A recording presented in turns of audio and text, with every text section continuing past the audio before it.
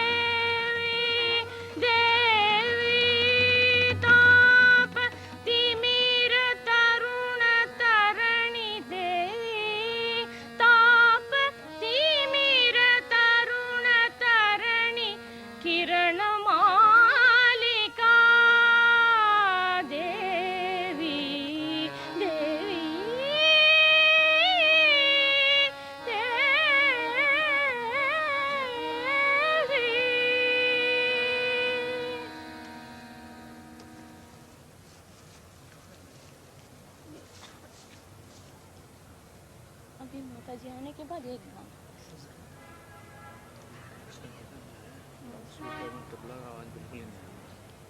क्या करें तो फिर ऐसे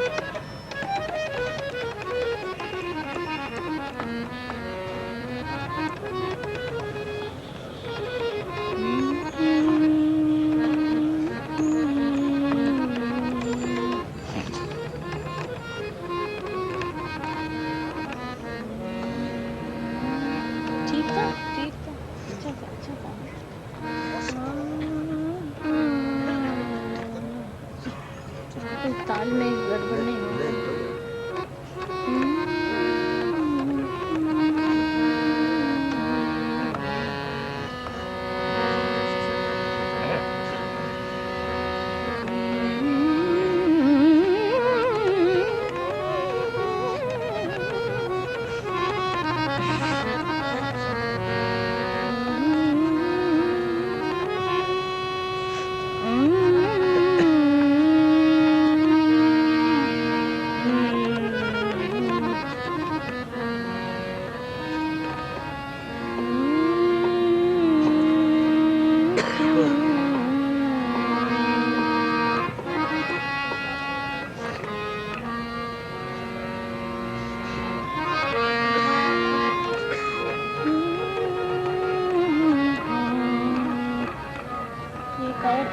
श्लोक बताइए।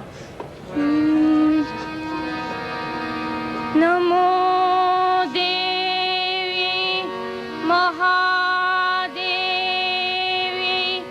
शिवाय सततं नमः। नमः प्रकृत्यै भद्रायै नियता प्रणता स्मता रौद्रायै नमः नित्यायै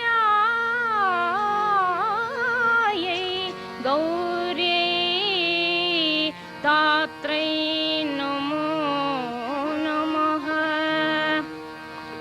अतिसौम्यादिरौद्रायै नदासस्यै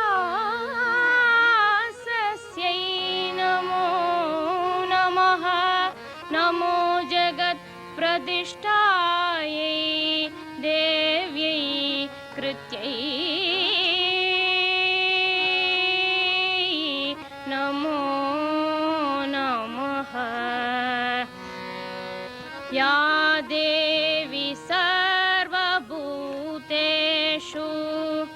शान्तिरूपेण संस्थिता नमस्तस्यै नमस्तस्यै नमस्तस्यै नमो नमः। या देवी सर्वभूतेषु शक्तिरूपेण संस्थिता नमस्तस्यै नमस्तस्यै नमस्तस्यै नमो नमः। या देवी सर्वभूतेषु मातृरूपेण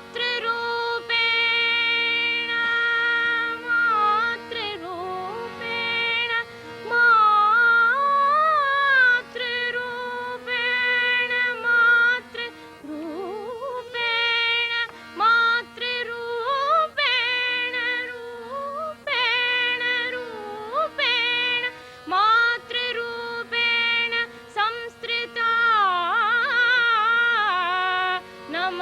नमस्तस्यै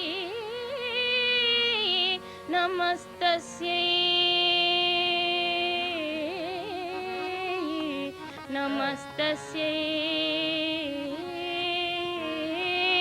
नमस्तस्यै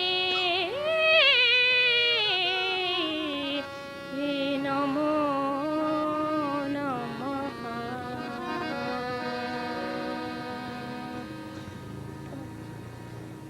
जी नहीं आ रहे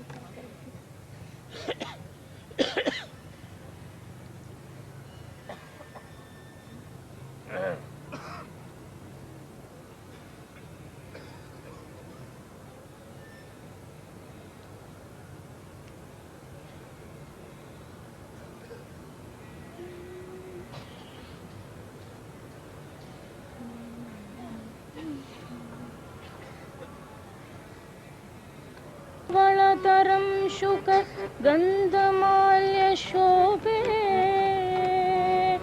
भगवती हरिवल्लभे देवी देवी। आन लिया रे हाँ?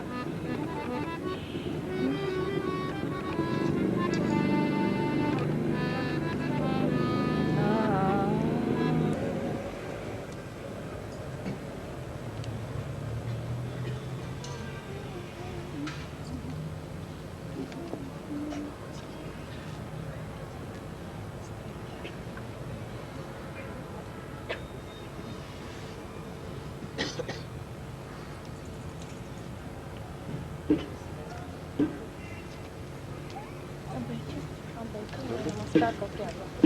अब बैठिए।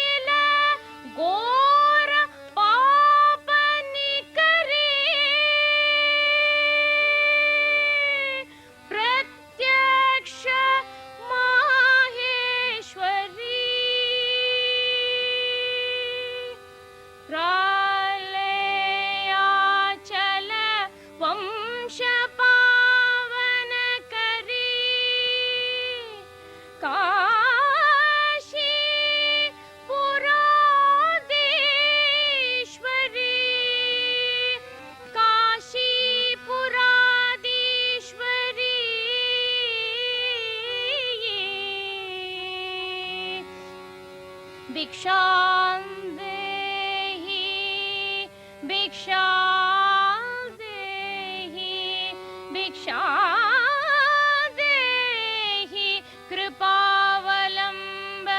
करी माता अन्नपूर्णेश्वरी।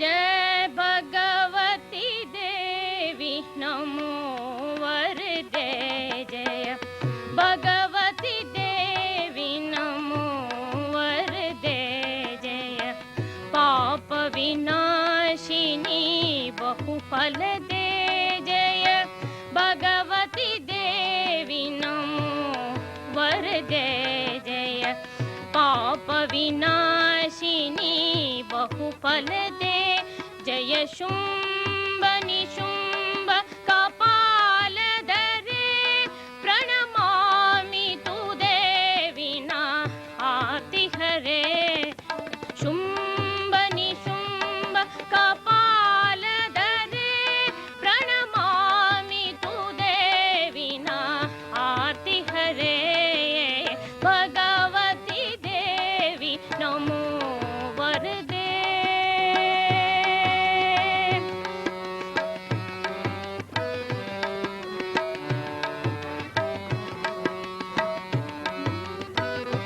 जय चंद्र दिवाकर नेत्र धरे जय पावह भूषित वस्त्र वरे जय चंद्र दिवाकर नेत्र धरे जय पावह भूषित वस्त्र वरे जय भैरव देहि नीलीन परे जय भैरव देहि नीलीन परे जय अंधः दैत्य विशोष करे प्रणमामि तु देवी ना आरती हरे जय भगवती देवी नमो वरदे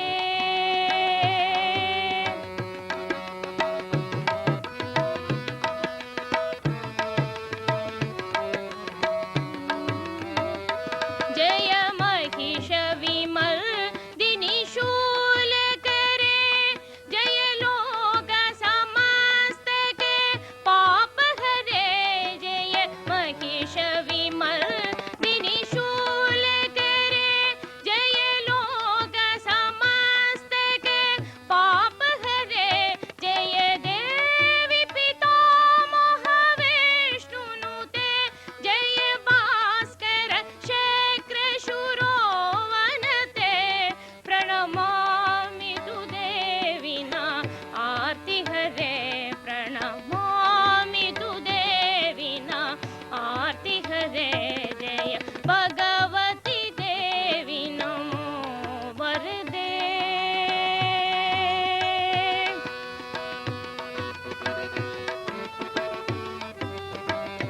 जय देवी समस्त शरीर धरे देवी देवी जय देवी समस्त शरीर धरे जय नाग विदर्शिनी दुःख हरे जय व्याधि निवारिणी माहे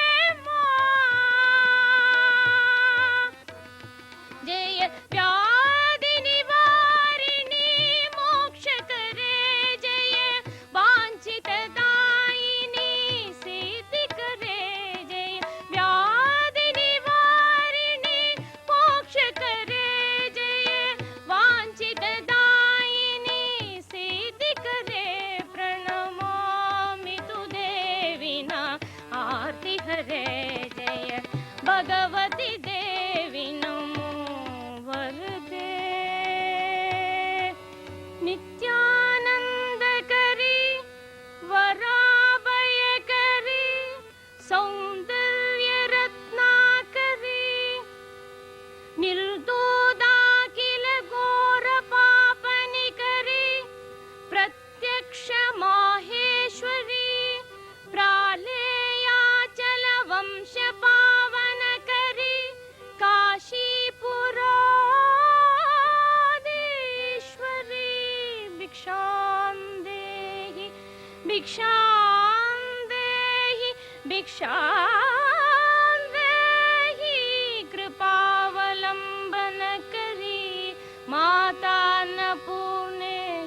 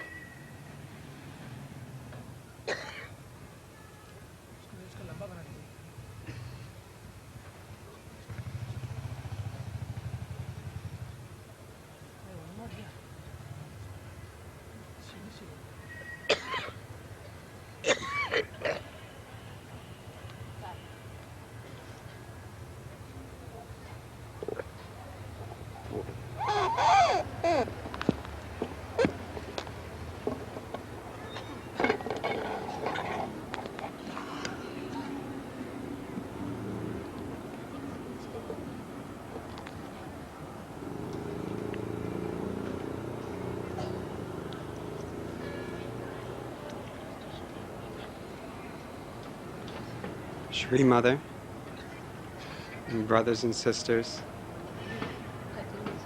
It's not on?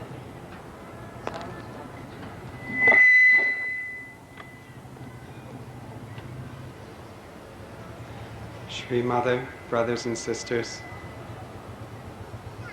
and seekers, people coming for Sahaj Yogi.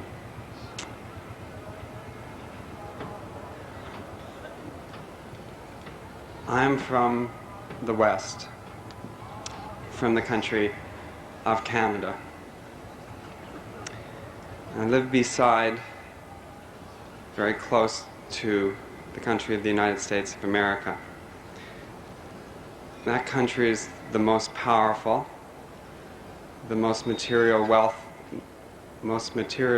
wealthy in the world. And the people of the United States of America are the most fearful and afraid people in the world.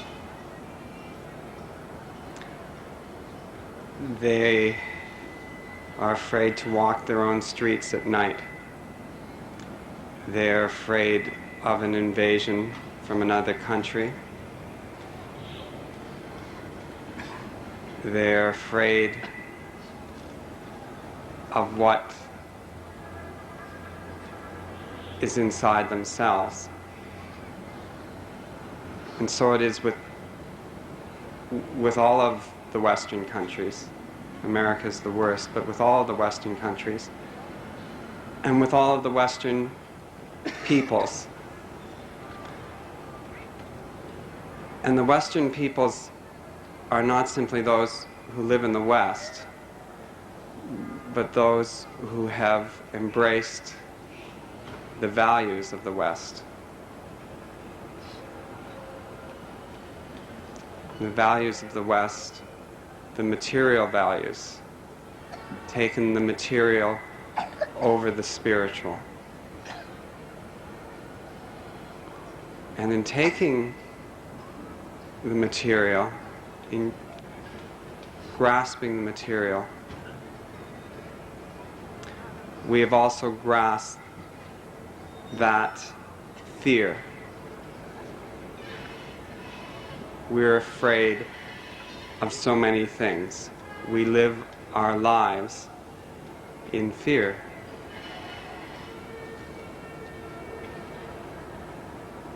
Most of us, when we come seeking to Sahaja Yoga,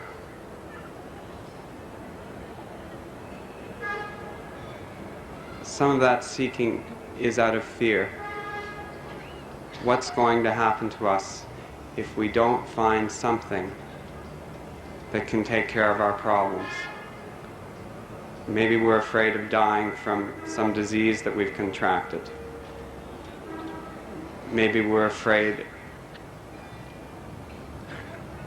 of somehow losing our own spirit through all the diseases, the spiritual diseases that are around us.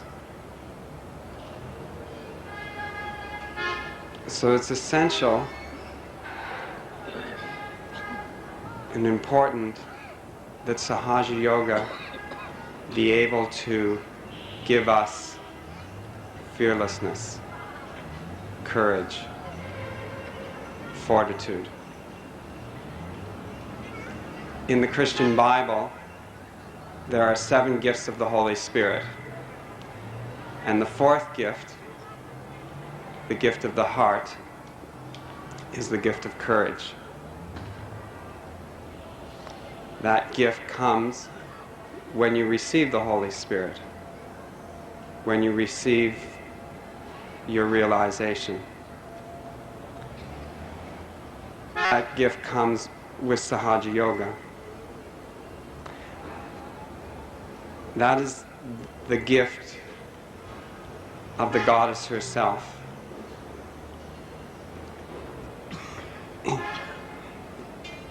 In the Hindu tradition, you're very fortunate to have the images, the personality of Sri Jagadamba, Sri Durga, the all-powerful warrior goddess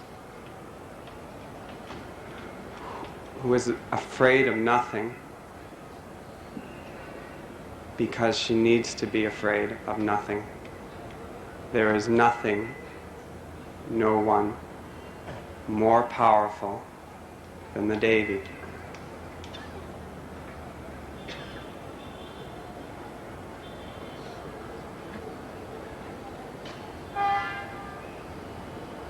We need, then, to awaken that Devi in us.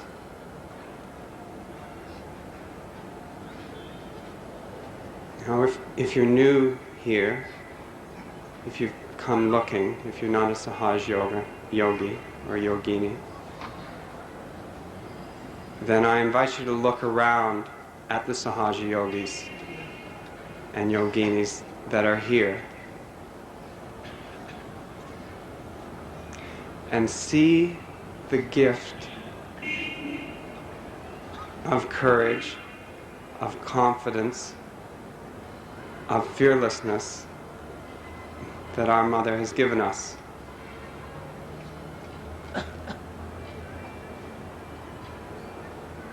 All of us have overcome things that we never would have believed we could have overcome before we came to Sahaja Yoga. We've overcome emotional problems. We've overcome physical problems.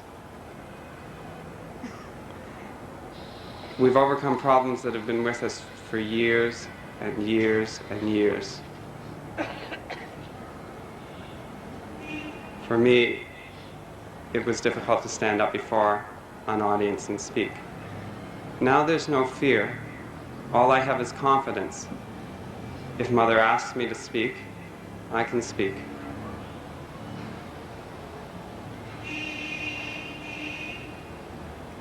Whatever's asked of me in Sahaja, I can do.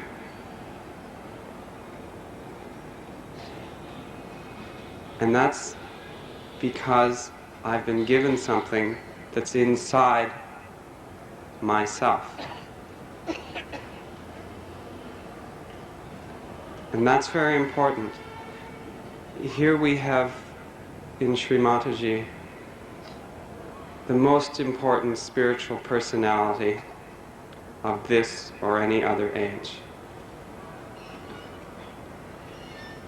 Just like that.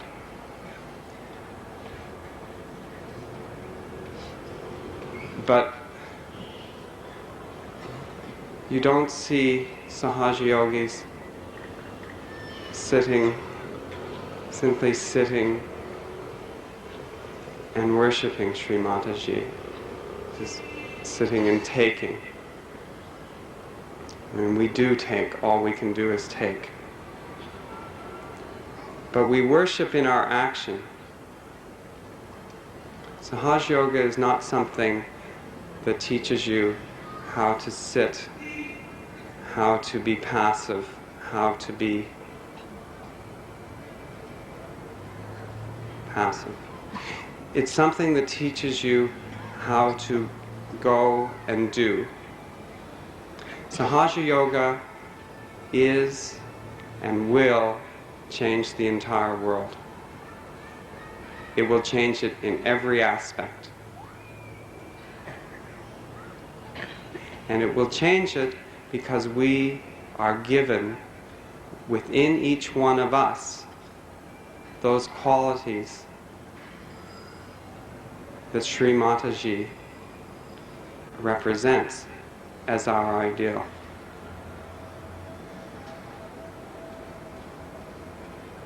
We have within us now awakened, and for those of you who have not yet got your realization, you will have it awakened tonight.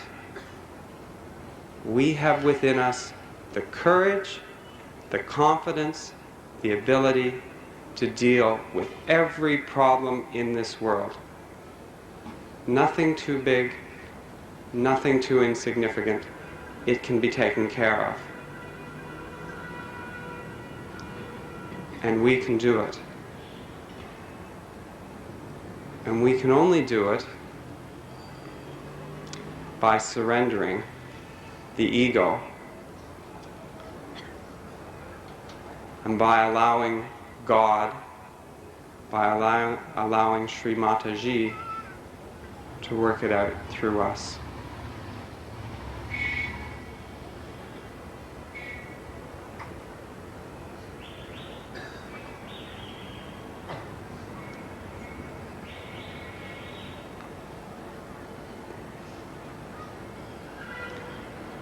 Tonight, Mother will talk about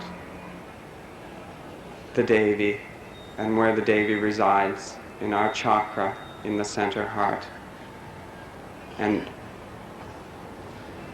all the intricacies, the importance of that quality, of that deity being awakened in us.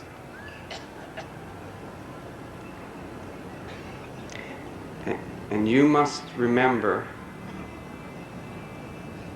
that it is in you personally that courage and that confidence has to be awakened.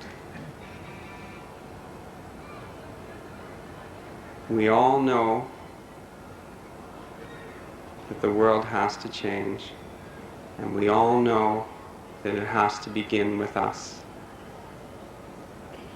And you should all know that it begins here at Mother's feet. Say Mataji.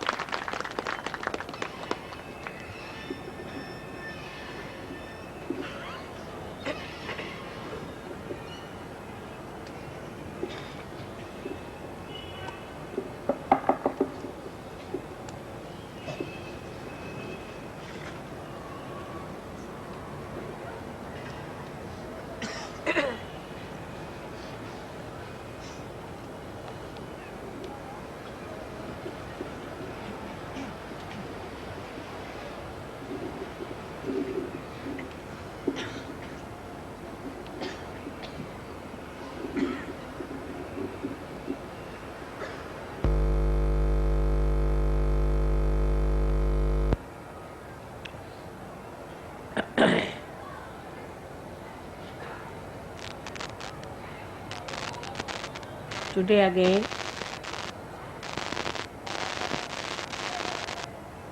I must thank Mrs. Venugopala for singing such a beautiful song about the Devi. I was very much impressed the way Patrick told you that they are confident that they can solve any problem. That's what it has to be. That's the sign of a Sahajogi who has reached a very great height in his understanding about himself and about others.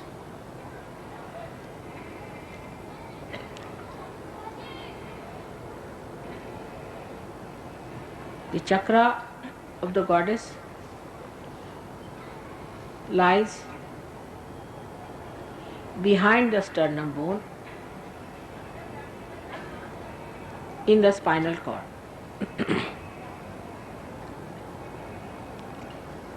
This chakra is placed above the Bhavasagara, above the void, as we call it in Sahaja Yoga. And the bridge that has to be crossed by the bhaktas, by the seekers, is guarded by her. She is the one, she helps her children to come through that passage when there are negative forces trying to attack on a seeker. This chakra is placed at the back of the sternum bone, as I told you. In childhood, the antibodies are formed in the sternum bone. They are the warriors or the Sainikas of the day.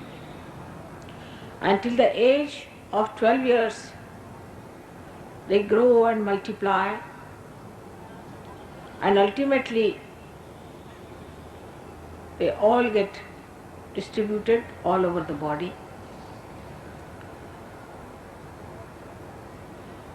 And a human being is made able to face any outside invasion on him.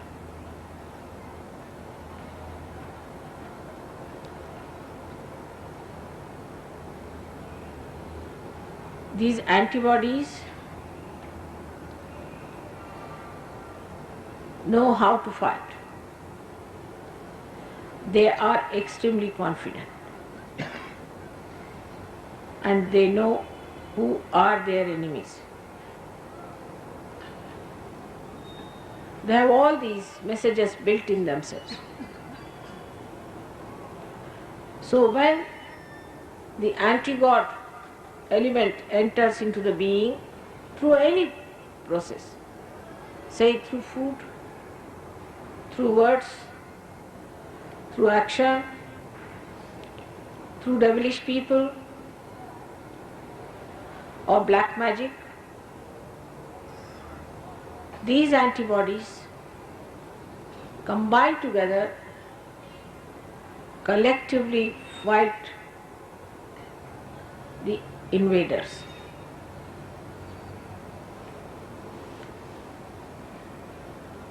Those who do not have their central heart properly developed suffer from tremendous insecurity all their lives.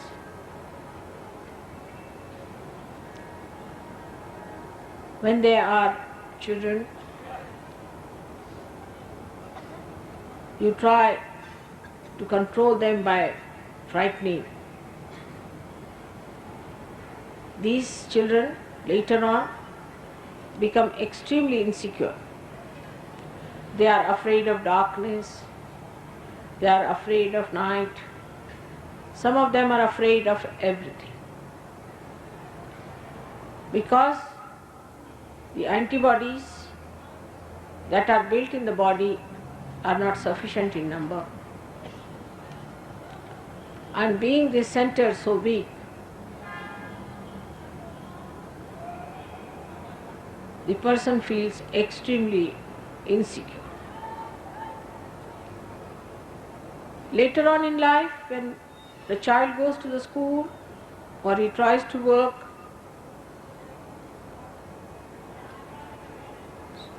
out something for the future, then also his confidence can be shaken by parents, teachers, and outside people. So it is very important to understand children who are growing. In the West, they analyze everything and try to put human beings into compartments. First, the child is a child according to them. Child has no innocence and is extremely selfish. Second part is adolescence, which they think is a very arbitrary, moody stuff. In India, we do not know that there is something like adolescence. Now these adolescent people form a group and they start criticizing or making fun of all the elders. At a very young age it starts.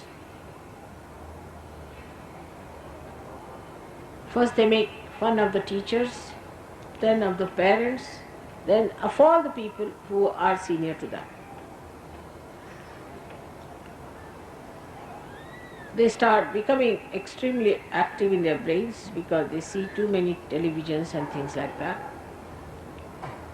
And then they start behaving at a very young age in such a violent ways that one cannot imagine. I used to live about 25 miles away from London. And every time I would go to London, I would find some children doing some sort of a mischief somewhere. But one day some of them entered into my compartment. And they started pulling out all the covers, thrusting their knives into the seats, opening out all the upholstery. I was just sitting and watching. So I said, "Now are you tired? Please sit down. What's the problem?" They said, "We are all very angry." I said, "For what? Why are you angry?" He said, "We are just angry." I said, "But you have to be angry for something."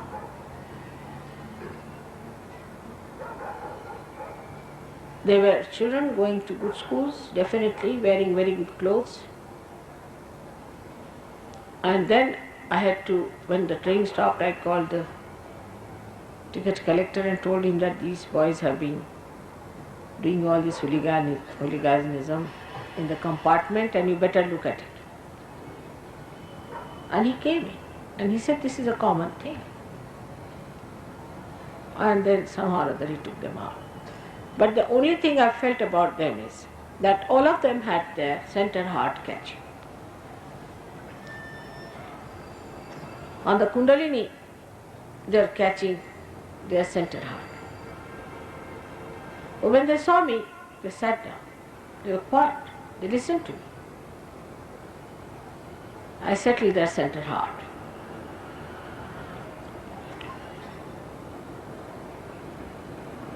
And most of them said, "We are angry with our mother." Why? Because our brothers are angry. But why your brothers are angry? Then I discovered that Freud has given these funny ideas against the mother. Mother itself, can you imagine? What an anti-God activity it is. To an India, mother is the primal thing. Any Indian. Because his sense of security lies in the mother.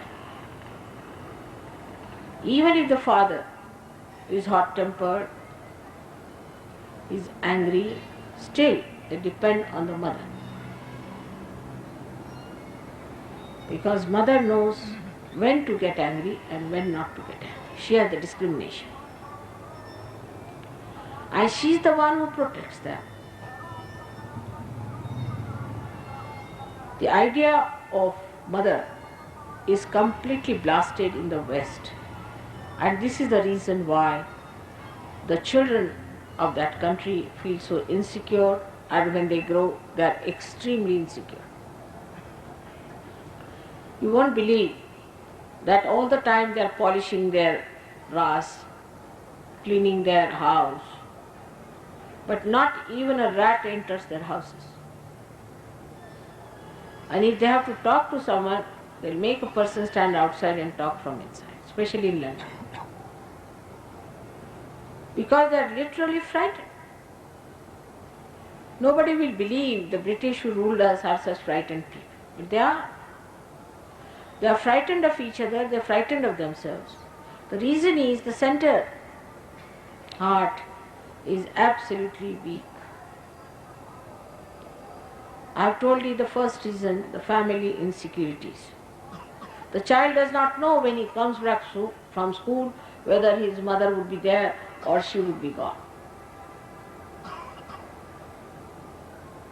They don't have mothers who can bear a lot from the husbands and smile and show no signs of their agony to their children. But the mothers in that country, I have seen, always try to use their children from all kinds of emotional blackmail, you can call it. They try to torture the child by telling all the things the husband is doing to them and whatever is the problem they are facing with the husbands. So the child is not secured by the mother, but on the contrary, child starts giving security to mother there. At a very young age it starts, and the child becomes extremely negative and left-sided. He feels that he is born in a place full of hatred, insecurity and fear. When the bhaktas are born in those countries, they are also the same way. Because they think if they have to go to a guru, the guru, as known so far, tortures them or extracts all the money, takes their pariksha, tests, and he sometimes leaves them high and dry on the streets. But in our country, the goddess has taken incarnation many a times. Thousands times she has taken here her birth. Whenever the bhaktas called her, when they are pestered by the negative forces, she came on this earth to save them. These things used to be just accepted by people, but never were really accepted in their hearts. People thought these are some sorts of mythological stories, that the goddess came on this earth and she tried to save the people. They could not believe that there could be a Shakti who could be born, who could fight these horrible Rakshasas and kill them and save her children, her bhaktas, from agony. It was too much. But today in Sahaja Yoga, you have seen that when Kundalini rises and stops at the center Nabhi, you have to say the mantra of Jagadamba, and the Kundalini rises. That means she resides in the center heart, and when she is being worshipped, the Kundalini rises. This center has got 12 petals, but the goddess has 1,000 hands and 1,000 eyes. She has 16,000 nadis to work out her different aspects of enlightenment. But the first thing she has to do, through her generosity and kindness and compassion and patience, she has to suck in the sins, the papa vimochini, the sins of human beings. One of the sentences in Bible was, wages of fear is sin. Or you can put it the other way around, the wages of sin is fear.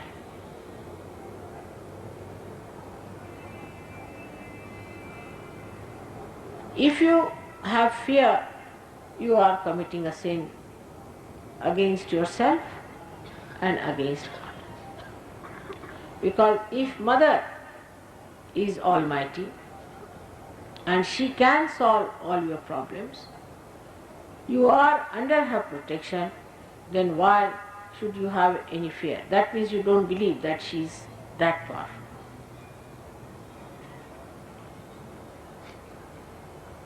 When a person is frightened, this center starts breathing fast, giving rhythmic instructions to all the antibodies. With that, you feel you are getting a palpitation in the heart. This palpitation is nothing but a signal to all the antibodies to fight the emergency of an attack.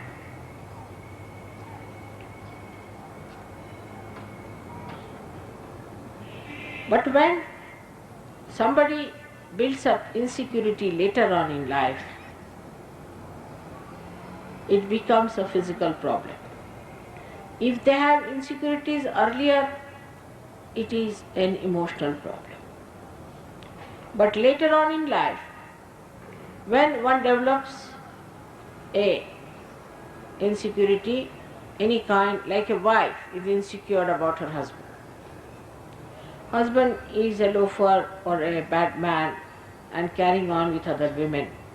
So that motherhood of the wife is challenged.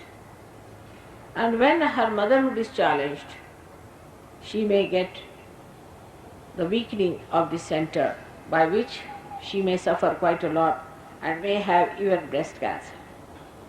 These insecurities can be also self-made, imaginary. People can just think about it and build up some sort of insecurities which are of no actual existence. But such fears are very much more in the West, because the life in the West has no mooring, has no explanation. Whatever you ask them, they'll say, what's wrong? The husband will say, what's wrong in having a keep? And the wife will also say, all right, if he wants to have a keep, let him have it. In India, no woman would tolerate such a situation. She would starve, she would do everything, but she will never touch a man who has a keep.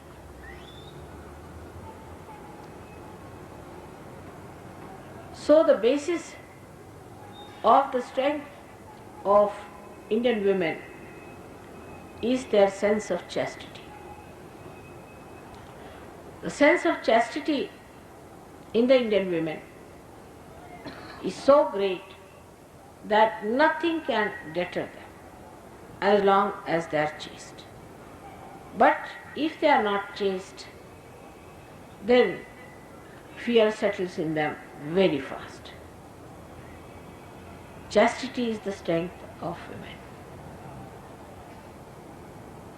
And that's why those women who have fear mostly have a problem of their chastity being challenged. A woman who is frightened that her chastity may be disturbed also can develop a problem with the heart chakra. Such women can develop breast cancers, breathing troubles, and other kind of frightening diseases on the emotional level also.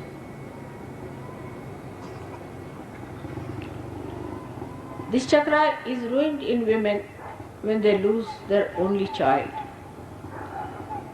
because their motherhood is finished, they feel. And that is the worst thing that can happen to a woman, if she is a woman. But if she is not a woman, she doesn't feel much, and she just behaves in a very manly way. And that's what I've seen in the West, that women really don't much care when their children die. But it is because they are not women. If you are a woman, you definitely feel for your children and their death. But after some time, such a woman comes back again, and she accepts the life as it is for the sake of her husband, or maybe if she has more relations or other children. She becomes extremely powerful as a reaction to what has happened to her. That's only possible if your center of heart is all right. Such women do not grudge, do not complain, are extremely serene and can bear up lots of things. They are extremely tolerant and can go to any extent to help their children. But they are never spoiling their children. They never spoil their children because they understand spoiling is much worse than beating the child. They never spoil the children nor ever pamper them and never get dominated by their children. They know I have to guide the child and I have to look after the child, so they look after all the ideals and righteousness and the virtues of the child. And if he tries to get out of it, they go all out to win him over, back to virtue and to better life. But those people, those women who do not care for actual growth of the child may just avoid it and escape. In the men, this chakra is caught up if they have lost their mother very early, or if their mother by chance is a very cruel woman. Also this chakra can be caught up by men if they have been to wars and if they have seen frightful things in the war. Such people could be extremely emotional and could be easily befooled by people who try to win over their emotions. What is to be done to improve this chakra? In Sahaja Yoga, we have many techniques by which we can improve this chakra and get your confidence back. As Patrick has said, that he never used to speak. And I have seen many actors who act very well.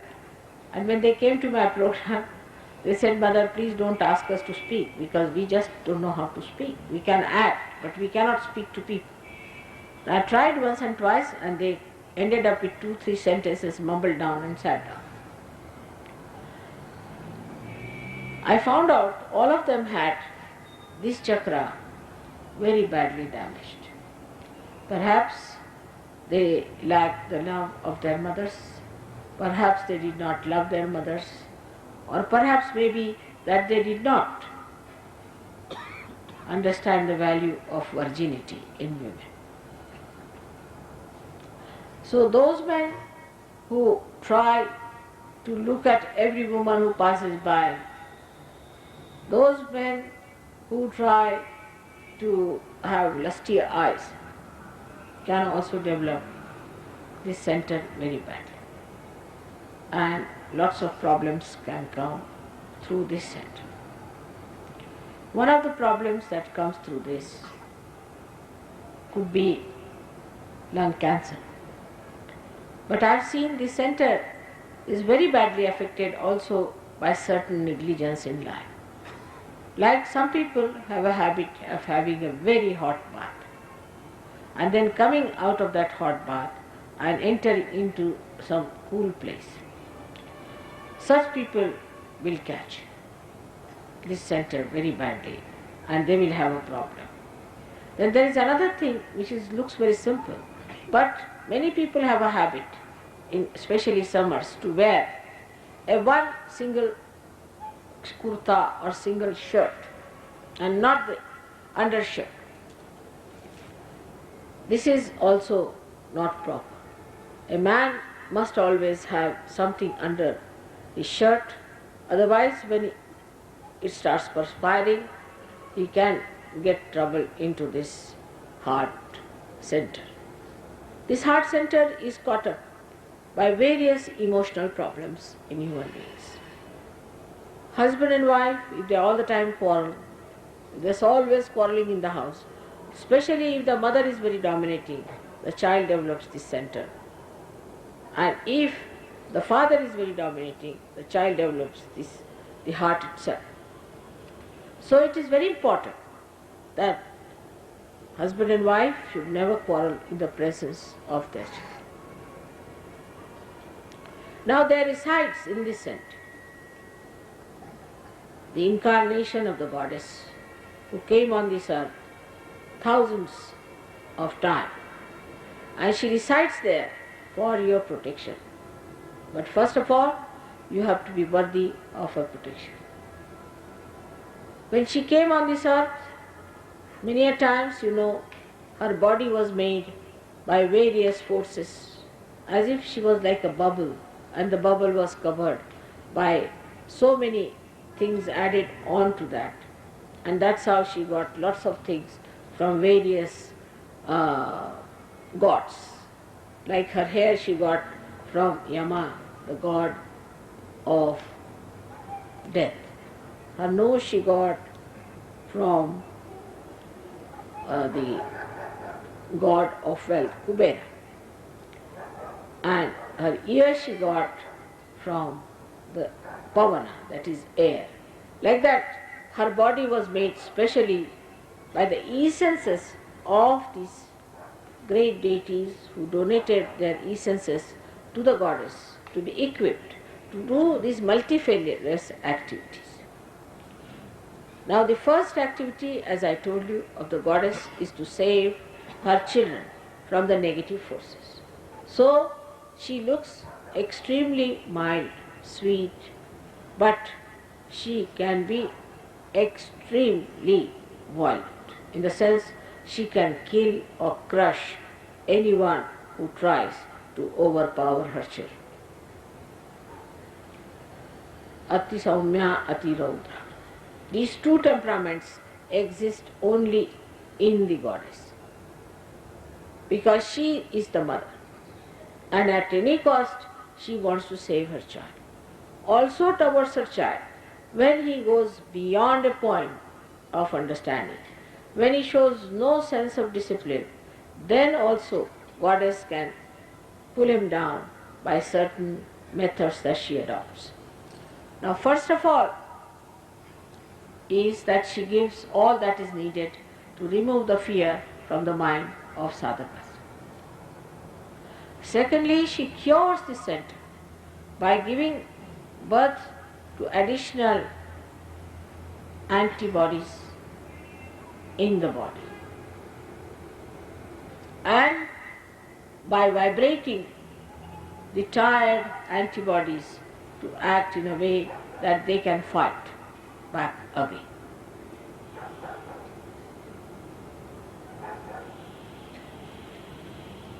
Even in day-to-day life, she may establish her existence by showing lots of miracles to her children. We had a lady coming to see me, and she was rather late. And when she came back, I asked her what was the problem. She said, no, there was no problem, but my bus fell down about 20-30 feet down, and the thing rolled down and fell on the ground with all the 4 legs intact. And all of us in the bus were saved. But the driver got upset and he ran away.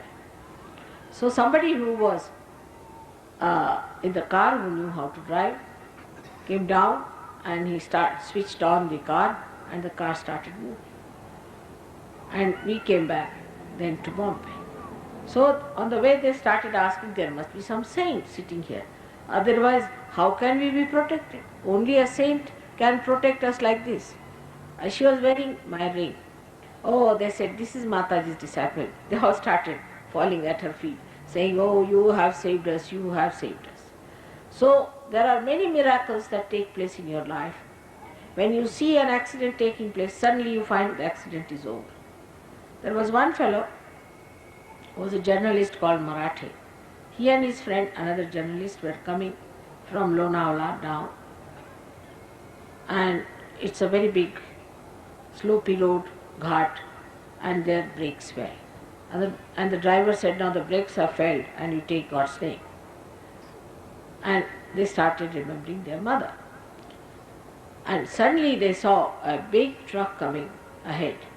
They were about to bang onto that, they closed their eyes. And God knows what happened. opened the eyes and saw the truck was going upward and they were moving forward without any difficulties. And they were amazed how it has happened, as if somebody has lifted their car and put before the truck and they have been saved. And the driver also closed his eyes and took the name of the mother. It is possible. It has happened with so many people that they do not know how it works out. So one has to believe that we have the mother within ourselves, in our heart. And if she is awakened, she is going to look after us. She is going to give all the protection that is needed. And there is nothing to be frightened of anything. But you can imagine, as Patrick has said clearly, that they were quite frightened. And I know they are. Even English language is like that. All the time they will say, I am afraid, I have to go. What is there to be afraid if you have to go? You better go. I am afraid if I am doing. They are all the time jittery like that. And so jittery, and when they talk, they are so frightened that sometimes you feel nervous with them. That you don't know how to approach them the way they are nervous.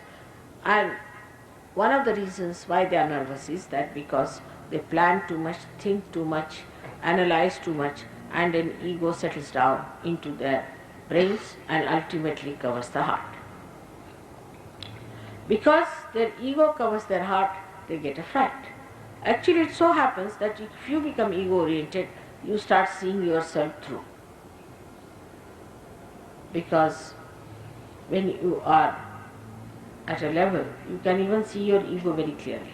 And then you get frightened of other people because you think they too also must be having the same type of ego, and you are really frightened of them. It is very common also in the East. Now in India, I should say that supposing you have to go to a government office, be careful. Anybody, even a chaprasi can shout at you for nothing at all. They develop a system of barking all the time, just go on barking. The reason is they bark at you because they themselves are insecure. A chaprasi is insecure of his boss is insecure of his boss is insecure of his boss. Ultimately the minister is afraid of the voters and the voters are afraid of the minister. It's such a vicious circle. So the whole system works out into such a terrible insecurity that you don't understand what is there to bark at, what is there to shout at. And then a kind of a identification with the falsehood is built up so much that you are no more a human being. You are either a secretary or you are an under secretary or a joint secretary, I don't know who is higher, who is lower. And then you have some other secretaries, and then you have clerks and this and that, and you are that. You are nothing else but that. So, because you are that, you must have these horns and you must shout at people, otherwise nobody is going to believe that you are something. So, it is such an identification that develops into human beings. That too because of this heart not being developed properly. Because if your heart is developed properly, then you are a human being because you know your mother has given you the birth and you are a human being. There's no need to have any fear from another human being who is also a child of your mother. So there has to be no fear about it. But the trouble is that when human beings start wearing anything, supposing they wear a suit, immediately they start speaking in English. As soon as they wear pajamas, they start speaking in Hindi language, or say dhoti Hindi language, and pajamas they might start giving galis. So it is a kind of a very superficial identification human beings develop because there is no depth in the heart. If they had that depth, that mooring in the heart, then they would not develop these superficial things, and as a result of that they are frightened because they know they are superficial, others are superficial, they have got beard, we have got beard. So they'll pull, if I am going to pull his beard, he might pull my beard as well. Such a fear exists among human beings. And then another thing, another steps come into the minds of the people, that why not pull his legs to go up. This is the third category of debasement. If you are the child of the same mother, how can you go higher than anybody else? You will remain always the child of the mother. How can you go higher than any other child in the eyes of mother? You cannot. On the contrary, if you try to do such tricks, the mother will punish you. And this is the second thing that mother does, is to punish her children. Yes, she punishes. In very sweet ways, first of all. For example, if the child is not eating and troubling, she said, all right, you don't want to eat, all right, don't eat today. That's a very simple way of punishing children. But then she says, all right, you want to have the way you want to have, go ahead. Like I tell them not to do such thing, it's not good. For example, I told them that don't take the flats just from the beginning and let all the Sahajogis stay with other Sahajogis. But the organizers thought it better to take the flats, whatever may be the reason, because they are very wise organizers. But you see, mother says something very simple, but it has a meaning, one must know. And they arranged it that way. So, half of the people just protested that no, we are going to stay with some Sahajogis, we want to be with them, so they were accommodated. The others were British, nowadays are on the other side of the mood. They are very, very tolerant. And they said, all right, if we are not arranged, we'll stay in the flats. So they stayed in the flats. But what happened? It rained and rained and rained and rained, and they could not arrange their food even under the roof they had built. So they had to shift all of them to other places, and all of them had to stay with other Sahajogis as told by mother. If they had listened to the mother, they would have saved some money, as well as they would have saved some trouble, and there would have been no problem at all. That's how little tricks here and there are played by mother, just to convince the children that you have been stupid. Now, there are so many things like that which mother can play, and her playfulness is very important in life. Because if she is severe with the children, they'll run away. If she is like any other guru, the Sadgurus also, they used to beat their disciples. They used to hang them by a string. You don't know how the gurus treat their disciples. Some of them take lots of money from their disciples, and some of them take lots of things from the disciple. They want complete surrendering, and they make them subservient. They really torture the lives of their children, or their disciples, we should say. But the mother doesn't want to do that. So she plays little tricks here and there and tries to correct the children. Now I'll give you an example of a guru whom I met about 5-6 years back. He came from Amarnath to a small village, small district place near Bombay, where a Sahajogini was staying. And he sent his disciple who was staying in that place to see that Sahajogini, and he went and he told that, you see, my guru is coming and he wants to see Mataji, and he has told me that only Adi Shakti will clear out my Agya Chakra. So she couldn't understand. She said, what is your guru doing? Oh God, don't talk about him. He held his ears. Don't take his name. Oh, you can't know what sort of person he is. He said, but why doesn't he open your Agya Chakra? Mother will be coming, but of course, why shouldn't you do that? He said, no. He said only she should open, nobody else should open it. And he sent me to this place about 5 years back, saying that in the 6th year, Adi Shakti will be coming and she'll open your Agya Chakra. Now can you believe it? Poor fellow suffering from that horrid Agya Chakra was suffering when this guru had come. So he came to see me and he told me, Mother, my guru has come and he wants to see you. So I went to see him. And this guru was sitting down there with a big temper. You see, the nose was all bloating. Of course, when I went there, he touched my feet and everything. And then he called one very bad name to this thing. Did he touch your feet? Was he all right? Was he behaving all right? I said, he was all right, but I can't understand. Why did you not open his Agya Chakra? He said, let him go to hell now. I am not going to open his Agya Chakra. Who opened my Agya Chakra? Why should I open his Agya Chakra? So I said, this is not good. I should open. Yes, you will, because you are a mother. I am not a mother. So he went inside, and the disciple told me, Mother, he hanged me by legs on top of this well. For 3 days I was hanging there. I said, for what? Why did he hang you there? She said, don't ask anyone. Then he came in. Yes, I hanged you. Yes, I will again. So I said, why did you hang him? He was smoking. Because he was smoking, I hanged him there. I said, now smoke.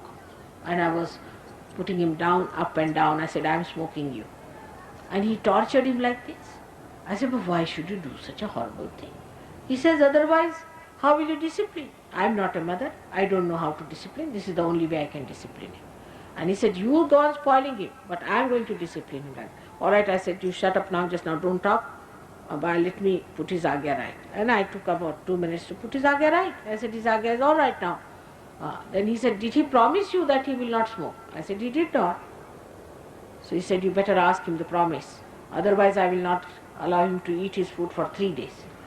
I said, Baba, this is a horrible guru. God save this disciple from this guru. But you see what he was meaning, that there should be a discipline in a disciple. There has to be a complete understanding that he is the guru. But he said, look at these people. How are they? They take liberties with you, they trouble you so much, they try to be funny with you. Still you don't say anything to them. I said, I don't have to say. I know how to correct them. So this is the quality of the mother who can correct people. She knows who doubts them. She knows who thinks wrong about her. She knows who thinks rightly about her. She knows everything. If she knows everything, she doesn't have to worry. She is completely secured about it. And she doesn't have the insecurity of the guru that one day the disciple will misbehave or anything, because she knows how to correct. The other day I met one gentleman, a surgeon. And he came to me and he started explaining to me, Mother, you don't know this happened. I said, no, I don't know anything, isn't it? You think I don't know anything? He said, yes, Mother, how will you know? I said, I'll tell you one thing, that you play lot of cricket in your childhood until you came to Surge Yoga. Yes, that's true. How do you know? I said, that's how I know. So I know or not? Then you know. Then he accepted, all right, you know, Mother, all about me. I don't know how you know. But she's Avalokiteshwari. She's the one who sees everything. She knows. Somehow or other, she knows. How she knows, that cannot be explained at this stage. But she knows each and everything what you are doing if she wants to. And the third quality of a mother is that she is a Mahamaya. She talks like you, sits like you, she'll behave like you, everything will be just like you.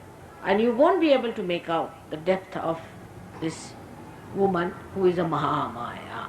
Because she plays such tricks on you and such things in such a beautiful way that you cannot make it out. You think that you are all right.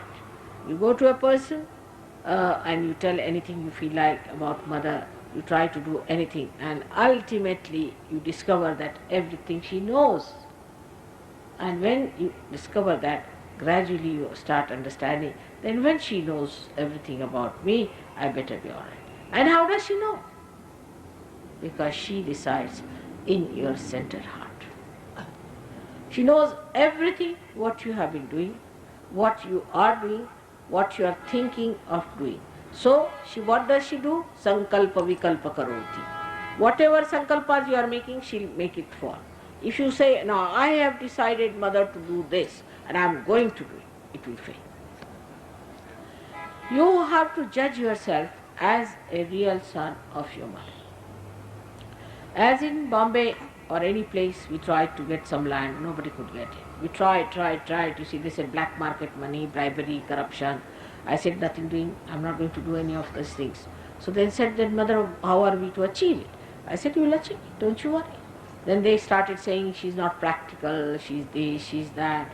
And everybody who said turned out to be very impractical. Ultimately, I said, when you will be ready for Sahaja Yoga, then you will get the land and the ashram. Because once you start an ashram and have some money there, you will find all kinds of bhoots will join together and will make fun with the money that has been collected. There won't be any proper arrangement, no proper discipline. And that is why the time has to be given for children to learn through making errors, through making mistakes, and understanding what mistakes we are making and how we have to correct it. Once they start understanding it, then it is very easy to communicate to them what they are supposed to do, what they have done is wrong and how to correct it. But as long as they think they are very wise, as long as they think they are extremely nice people and that they are on their own, mother says, all right, go ahead, doesn't matter. Now you must know that mother has saved people from that Bhavasagara with such great difficulty. It's not easy to do that. It's a tremendous task. Sometimes to raise the Kundalini of thousands of people, I feel like a big mountain I have to raise. It's terrible. But people, on the whole, who are not yet corrected, think they are obliging me by taking realization. This is a very common feeling with human beings. And I feel like laughing at the stupidity of the ego, that they are obliging me by taking this realization. And the way they talk is all on this terminology. I came, I was sitting there for 3 days, I never got realization, as if I have done some criminal act. So, the whole attitude of a person gradually changes towards the mother, and he starts thinking that she is here for my well-being, and my well-being is her only concern about me. Somehow she'll achieve my realization. She's working very hard and I must cooperate.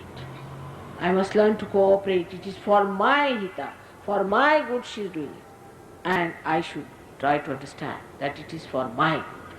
When such an attitude is developed, it is much easier to establish a disciple. But this disciple is different from a son or a daughter.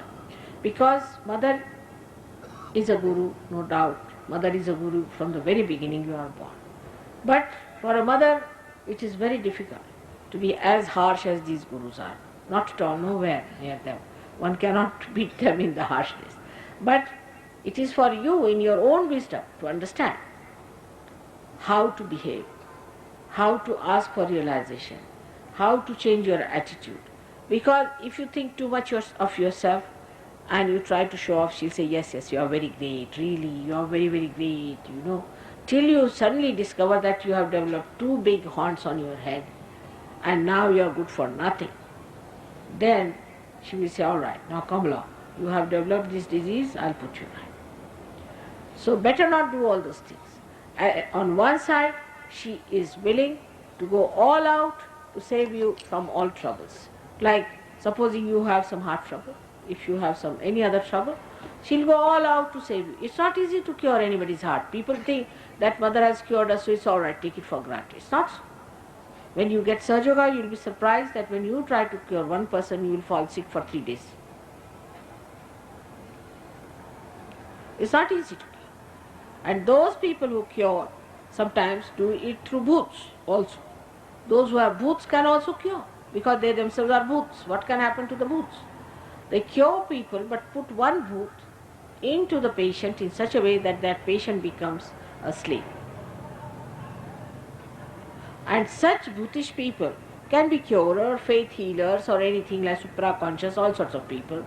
But when they cure any person, be sure they are putting another more serious problem into. They do not cure you really. They actually are putting some diseases into you or into the patients. It's a very risky game. But a Sahaja Yogi, if he tries to cure somebody, because he cannot put somebody else in that vacuum, he gets a problem himself. He's sucked in. So my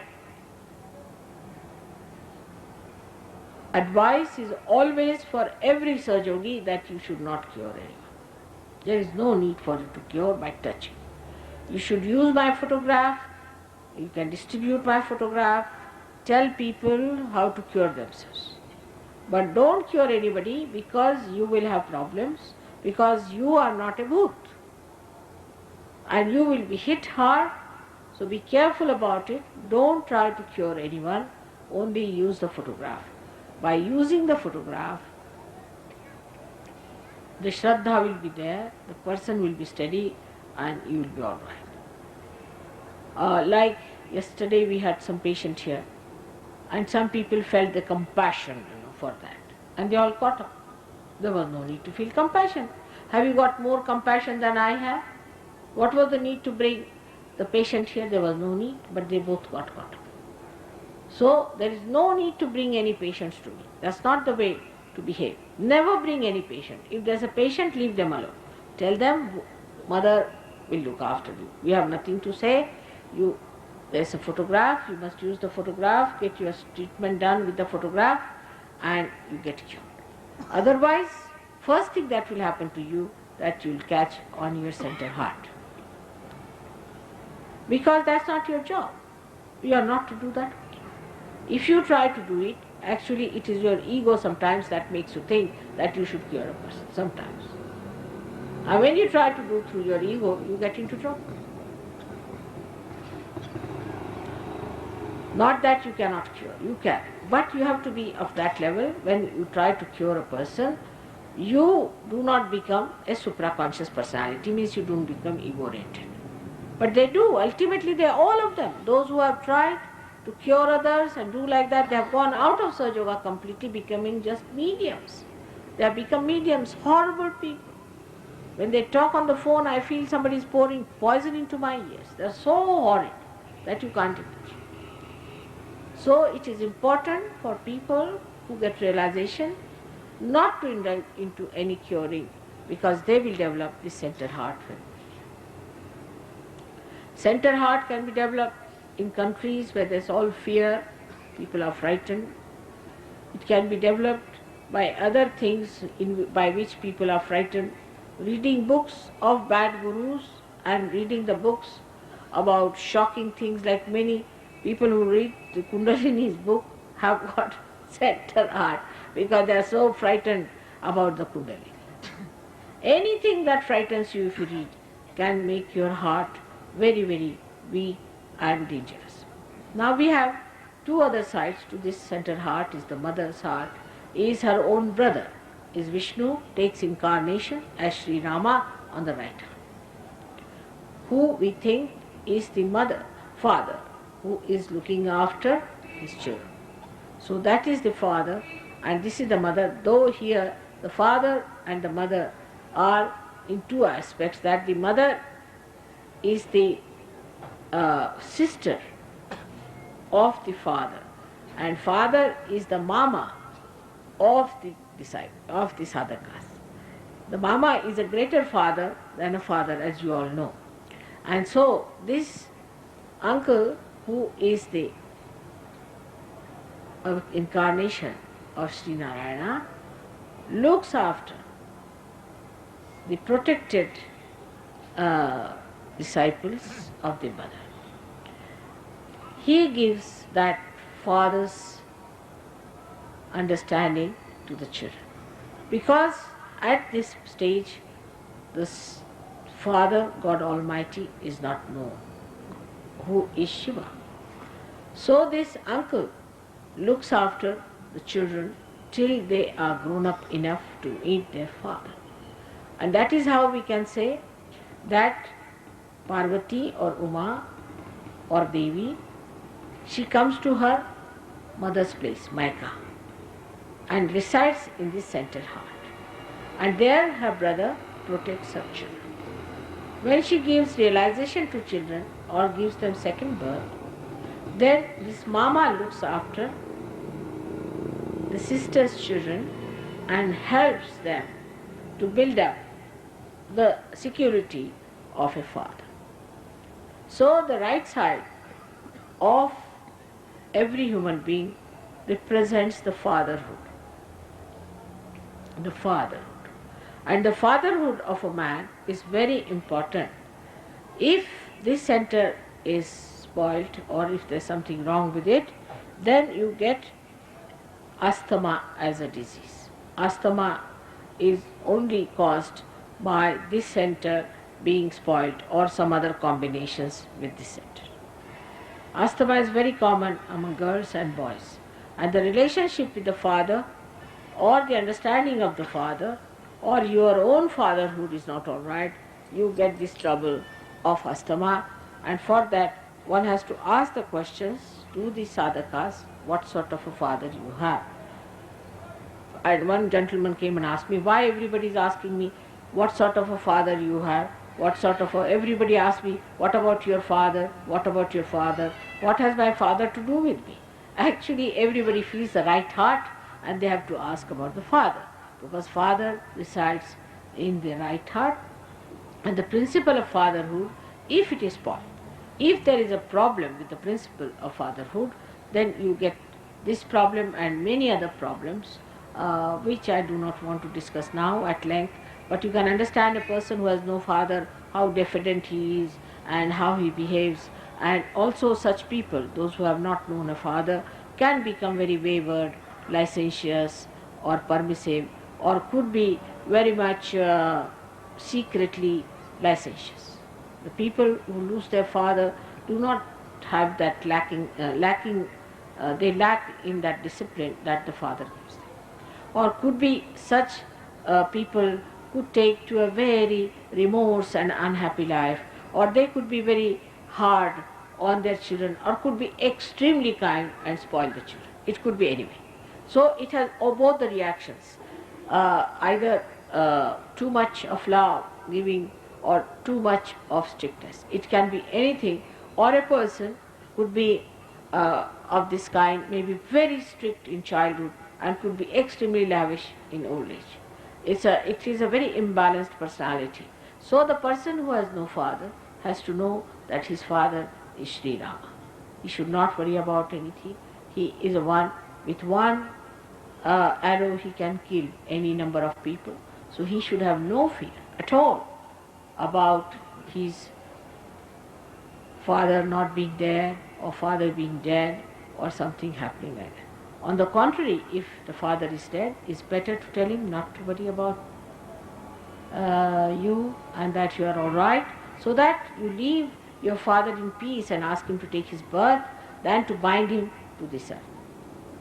This is the right heart, and the left heart is the mother, actually your own mother, whosoever it is. That is the motherhood, in the sense that if your mother has been extremely unkind and extremely funny, or your relationship with mother is bad, then know that there is something wrong on the left hand, which is indicated in you. So these 2 points are very important in human beings.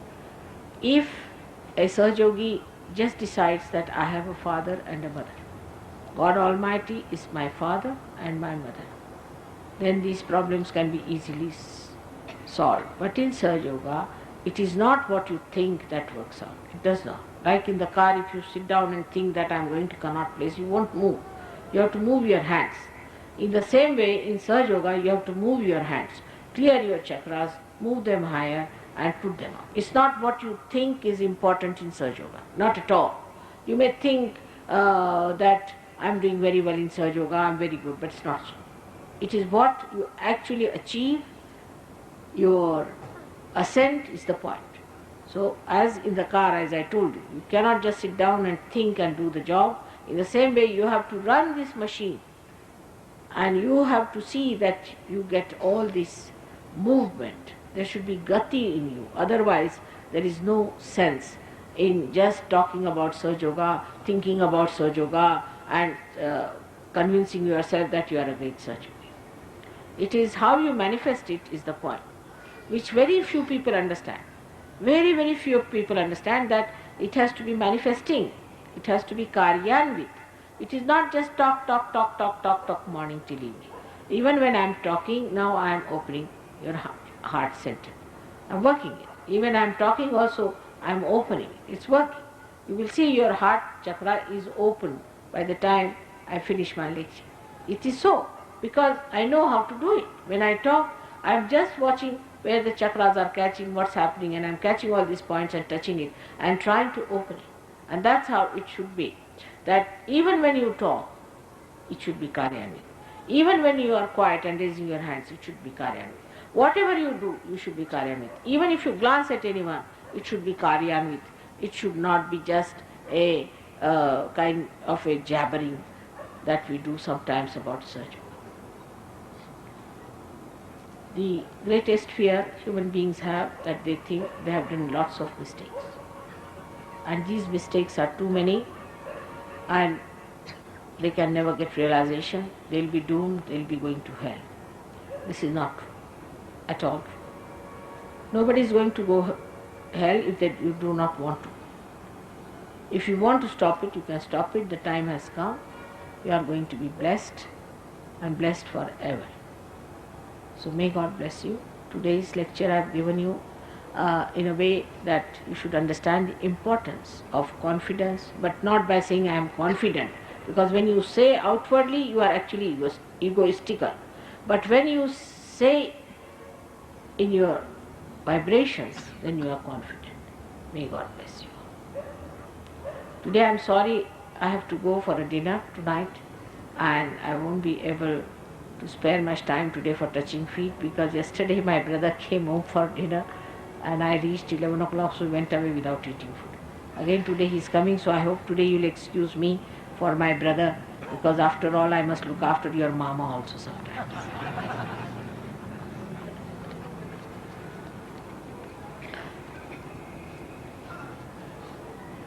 May God bless you.